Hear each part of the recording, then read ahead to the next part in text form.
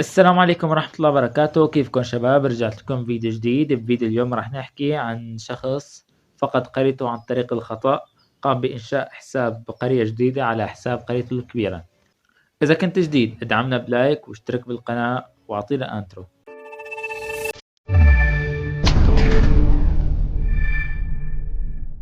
طبعا شباب، إذا بعدك ما عملت لايك اعمل لايك واشترك بالقناة، ما انك خسران شي، مجرد دعم وضغطة زر.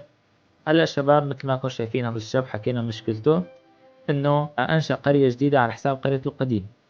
طبعا هاي المشكلة عم يحكي لي انه راسل الشركة بس بلا فائدة.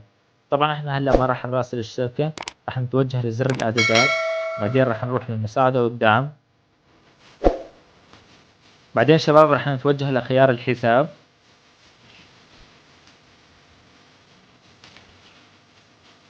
بعدين شباب راح تضغط على طلب حذف بياناتك الشخصية.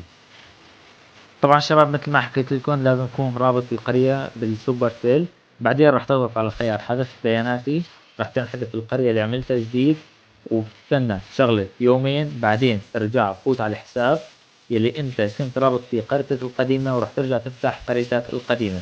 واذا عجبكم الفيديو وما عندك ما عملت لايك اعمل لايك، واذا بعدك مو مشترك بالقناة اشترك بالقناة، والسلام عليكم ورحمة الله وبركاته.